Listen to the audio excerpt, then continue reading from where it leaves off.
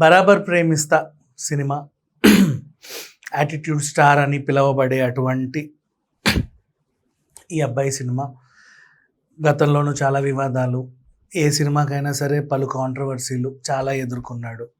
ఇక ఈ సినిమా గురించి మాట్లాడుకుంటే ప్రీ రిలీజ్ ఫంక్షన్లో యాక్చువల్గా గుంజి గుంజి గుంజి అనే సాంగ్ ఈ సినిమాలో ఆల్రెడీ ఉంది. రోల్ రైడర్ గారు పాడిన పాట అనుకుంటా, ఎప్పుడో 5 months బ్యాక్ రిలీజ్ చేశారు కూడా. బట్ కాకపోతే ఏంటంటే 2 పదాలు లిరిక్స్ మార్చి ఈ అబ్బాయి ఆ ప్రీ రిలీజ్ ఈవెంట్లో పాడేసరికి కొంచెం వివాదమైంది. కొంచెమేం కాదు, చాలా ఎక్కువే అయ్యింది. ఆల్మోస్ట్ అందరూ కౌంటర్లు ఇచ్చేదాకా వెళ్ళిపోయారు. ఆ కౌంటర్లకు కూడా ఈయన మళ్ళీ ఎన్కౌంటర్ ఇస్తా, లైక్ నేను అసలు సారీ చెప్పాను, ఏం చేసుకుంటావు చేసుకోపో, 24 hours ఏదన్నా నాకు సారీ చెప్పకపోతే నేను దీని మీద కేసేస్తా, ఇలా రకరకాల పోకళ్ళు వెళ్ళాడు. బట్ అది మంచిది కాదని అనిపించింది. సరే వాట్ ఎవర్. దాంట్లో తన పెయిన్ మీరు చాలామంది ఏంటంటే అలెకే చిట్టి పికిల్స్ బయటికి రాగానే చాలామంది మీరు కూడా బూతులతో రెచ్చిపోయారు. కానీ తర్వాత అర్థమైంది పాపం వాళ్ళు కూడా ఏదో పెయిన్ ఫేస్ చేస్తేనే అలా మాట్లాడాల్సి వచ్చింది అని. ఇక్కడ ఈ అబ్బాయి విషయంలో కూడా నేను ఆ చిన్న ఎగ్జాంపుల్ మళ్ళీ గుర్తు చేయాలనుకుంటున్నా. ఆయన అన్న ఒక మాటల్లో మీరే నన్ను ఇలా తయారు చేశారు అంటే నిజమే. ఆ పిల్లోడు వచ్చినప్పటి నుంచి ఒక డైరెక్టర్, ఒక నిర్మాత, ఒక యాక్టర్ అన్నీ ఉన్న బహుముఖ ప్రజ్ఞాశాలి కొడుకు అంటే ఇతనికి కూడా అన్ని రంగాల్లో ఏదో చేయాలన్న ఆతృత ఉంటుంది.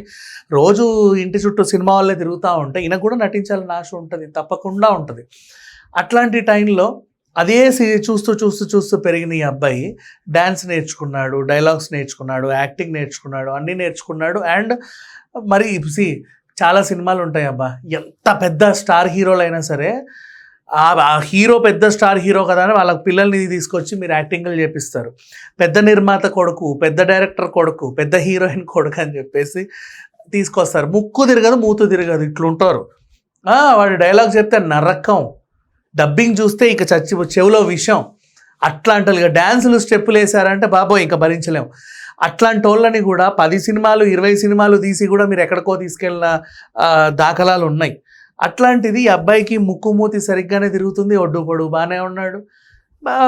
కొంచెం అంటే ఇప్పుడు ఆ వయసు కొంచెం బక్కపల్చగా యంగ్ పర్సనాలిటీలో కనిపించినా సరే ఏమో ఫ్యూచర్లో కండలు గిండలు అన్నీ ఎగరేసి ఇలా కూడా ఉంటాడేమో, ఎవరికి తెలుసు. కాకపోతే ఏంటంటే యాక్టింగ్ విషయంలో ఈ అబ్బాయిని అయితే నేను అసలు విమర్శించను, హీఈస్ గుడ్. యాటిట్యూడ్ విషయంలో కూడా నేను ఈ అబ్బాయిని అసలు విమర్శించను. అది తన యాటిట్యూడ్. నీ యాటిట్యూడ్ అనేది నీ పర్సనల్. అది నాకు ప్రాబ్లం అయితే అది నా ప్రాబ్లం, నా మానసిక సమస్య. బాగా గుర్తుపెట్టుకోండి, ఎవరైనా సరే ఒక మాట అన్నారు అండ్ లేదా ఒక రకంగా ప్రవర్తించారు, అది చూస్తే నా మనోభావం దెబ్బతినింది, అది చూస్తే నాకేదోలా అనిపించింది, నాకు నచ్చలేదు అనేది నా మానసిక సమస్య, నాకు ఇష్టం లేదనేది నా మానసిక సమస్య, నా మనోభావం దెబ్బతింది అనేది నా మానసిక సమస్య. మనలో ఇన్ని మానసిక సమస్యలు పెట్టుకొని అవతల వాడిని నువ్వు అలా చేయొద్దు, నువ్వు ఇలా చేయొద్దు అనే హక్కు ఎవరికీ లేదు. ఇది మాత్రం గుర్తుపెట్టుకోండి. అలానే ఇతను కరెక్ట్ అని నేను మాత్రం అన్ను. అఫ్కోర్స్ ఆ పదాలు వాడడం తప్పే, దాన్ని సమర్థించుకోవడం తప్పే, సమర్థించుకునే క్రమంలో వాడిన పదాలు కూడా తప్పే, అది నేను ఒప్పుకుంటా. బట్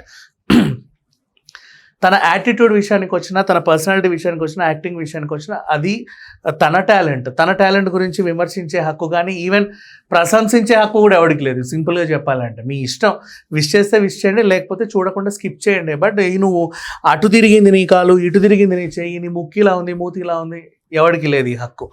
ఇకపోతే ఈ సినిమా ఈవెంట్ అయిన తర్వాత నిన్న కూడా చాలా బాగానే మాట్లాడాడులే. అఫ్కోర్స్ అంత యాటిట్యూడ్ ఉండకుండా ఉండాల్సింది, కానీ ఉండకుండా ఉండాల్సింది అనేది నా మానసిక సమస్య.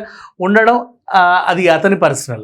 మళ్ళీ చెప్తున్నా, ఇక ఇంత యాటిట్యూడ్ చూపించాడు, ఇంత ఇది చేశాడు, ఇంత పొగరా, ఇంత వగరా అనుకున్నటువంటి ఈ సినిమా ఎలా ఉందనేది మాట్లాడుకునే ముందు జరిగిన కాంట్రవర్సీకి వీళ్ళు ఇచ్చుకున్న వివరణ గురించి మాట్లాడుకుందాం. ఈ పిల్లోడు నేను అలాగే స్టాండ్ తీసుకుంటా అన్న ధైర్యం నాకు నచ్చింది. చాలామంది దొంగ తిరుగుడు ఎలా తెలుసా, ఈ సినిమా డైరెక్టర్ ప్రొడ్యూసర్ అప్పుడేమో పక్కన ఇలాగే కూర్చున్నారు, కాంట్రవర్సీ ఎక్కువ అయిన తర్వాత మాకు సంబంధం లేదండి అన్నారు. ఈ ఈవెంట్కి వెళ్ళి అదేంటిది అక్కడ ఉండి ఎంజాయ్ చేసిన వాళ్ళు కూడా అక్కడ మాట్లాడకుండా తర్వాత బయటకు వచ్చి సపరేట్గా కెమెరాలు పెట్టుకొని అది అట్లా కాదండి, ఇది ఇట్లా అండి అని మాట్లాడుతున్నారు. ధైర్యం ఉంటే నిజంగా ఈ అబ్బాయిలాగా అదే స్టాండ్ తీసుకోండి. లేదు అంటే అసలు ఈ సమస్య గురించి మాట్లాడడం మానేయండి. అంతేగాని అక్కడో తీరు ఇక్కడో తీరు డ్యూయల్ స్టాండ్స్ తీసుకోవద్దు. సరే వాట్ ఎవర్, తప్పో ఒప్పో అదే స్టాండ్ తీసుకున్నాడు, నాకు అది నచ్చింది. ఇంకా చెప్పాలి అంటే సరే సినిమా ఎలా ఉంది, ఈ కాంట్రవర్సీ సినిమాకి ఎంతవరకు ఉపయోగపడింది? ఈ కాంట్రవర్సీ సినిమాకి చాలా ఉపయోగపడిందనే చెప్తా. ఎందుకంటే మార్నింగ్ రిలీజ్ చేయలే వీళ్ళు, కొంచెం ఆఫ్టర్నూన్స్ నుంచి వచ్చారనమాట థియేటర్స్లోకి.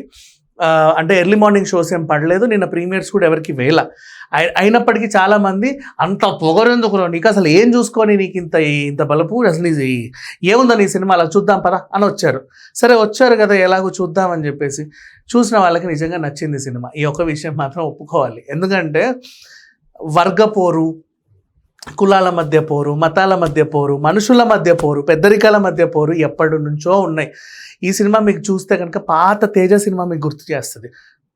నువ్వు నేను, లేకపోతే జయము, ధైర్యము అన్న ఒకలానే ఉంటాయి అనుకోండి, తర్వాత సంగతి. బట్ ఈవెన్ దో అప్పుడు తను ఎంచుకున్న కాన్సెప్ట్స్ అండ్ అలాగే చాలామంది కొత్త నటులు కూడా తెరకు పరిచయం అయ్యారు. మేబీ ఫ్యూచర్లో వాళ్ళకి ఏమైనా ఈ సినిమా ఉపయోగపడవచ్చు.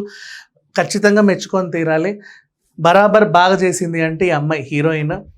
ఈ అబ్బాయి ఆల్రెడీ హీజ్ అన్ యాక్టర్, అంటే ఒక యాక్టర్ కొడుకు, ఎప్పటి నుంచి యాక్టింగ్ స్కూల్లో నిమగ్నమై బాగా నేర్చుకొని అన్ని వచ్చిన అబ్బాయి. 2-3 సినిమాలు ఇంతకుముందు చేశాడు కాబట్టి ఏం మాట్లాడలేము. ఈ అమ్మాయి కొత్త సినిమా అనుకుంటా మేబీ, ఒకవేళ ఆల్రెడీ చేస్తే I don't know, but she has done a very good performance.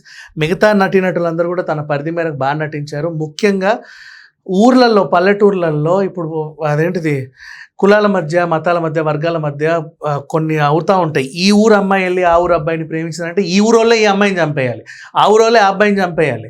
ఈ ఊరు కాకెళ్ళి ఆ ఊరిలో వాడిన, ఆ ఊరి కోడొచ్చి ఈ ఊరిలో వాడిన మనం చాలా సినిమాలు చూసాం. కథల్లో కొన్ని కామెడీగా చెప్పారు, కొన్ని సీరియస్గా చెప్పారు, కొన్ని పగలు ప్రతీకారాలు పెంచుకునే సినిమాల్లోనూ చూపించారు. బట్ ఇక్కడ ఏంటంటే ఒక ఊరిలో జరిగినటువంటి ఇన్సిడెంట్, ఈవెన్ దో వాటన్నిటిని ఎదుర్కొని వాళ్ళతో పోటీపడి ఈ అబ్బాయి నెగ్గాడా లేదా అనేది మాత్రం తెర మీద చూడండి. అండ్ యాక్టింగ్ పర్ఫార్మెన్స్ ఆల్రెడీ చెప్పేశా కాబట్టి ఈవెన్ డైరెక్టర్ కొత్తవాడైనా ఒక మంచి అంశాన్ని ఎంచుకున్నాడు. ఏదో తూతుమంత్రంగా సినిమా తీద్దాం అనుకోవాలా, ఒక మెసేజ్ ఓరియంటెడ్ సినిమా ఇద్దామని అనుకున్నారు. నాకు తెలిసి అందులో సక్సెస్ అయ్యారని అనుకుంటున్నా. అండ్ ఈవెన్ దో కొంత అన్ని కొత్త మొహాలే కాబట్టి, ఇంచుమించు కొత్త మొహాలు కాబట్టి కొంచెం అడ్జస్ట్ అవ్వడం కష్టమే. బట్ మనకు ఫీలింగ్స్ ఏం రావు వాళ్ళు పర్ఫెక్ట్గా యాక్టింగ్ చేస్తే. ఎందుకంటే కొరియన్ సినిమాలు చూస్తున్నారు, మలయాళం సినిమాలు చూస్తున్నారు, మీకు ఆ మొహాలని తెలిసి చూస్తున్నారు లేదు కదా. వాళ్ళు పర్ఫార్మెన్స్ బాగా ఇస్తున్నారు కాబట్టి మీరు ఆ స్టోరీలో లీనమవుతారు. ఇక్కడ కూడా అంతే, ఆ ఇబ్బంది ఏం లేదు. అండ్ పాటలు బాగానే ఉన్నాయి, ఈ అబ్బాయి డ్యాన్స్ బాగానే చేశాడు, అమ్మాయి కూడా డ్యాన్స్ బాగానే చేసింది. ఒక కమర్షియల్ హీరో కావాల్సిన హంగులన్నీ ఇతనిలో ఉన్నాయి. అండ్ ఒక పర్ఫెక్ట్ సినిమా కావాల్సిన ఎలిమెంట్స్ అన్నీ సినిమాలోనూ ఉన్నాయి. అంటే ఆటలు, పాటలు, డ్యాన్సులు, ఫైట్లు, మెసేజ్ అన్నీ ఉన్నాయి. సో ఈ సినిమా మొత్తానికి బరాబర్ పాస్ అయిందనే చెప్పుకోవాలి. అండ్ ఈ వివాదం వల్ల చాలామంది ఈ సినిమా చూడరేమో అని అనుకుంటే, వివాదం వల్ల అసలు ఎందుకు ఈ ఇతనిలో ఇంత యాటిట్యూడ్ అని చూసిన వాళ్ళే ఎక్కువ మంది ఉన్నారు. థియేటర్స్ అయితే మంచిగానే నడుస్తున్నాయి. ఆల్రెడీ గుణశేఖర్ గారు యూఫోరియాకి మంచి టాక్ వచ్చింది, అలాగే ఈ సినిమా కూడా మంచి టాకే నడుస్తూ ఉంది. ఈరోజు ఇంకా కొన్ని 6 డజన్ పైగా సినిమాలు రిలీజ్ అయ్యాయి.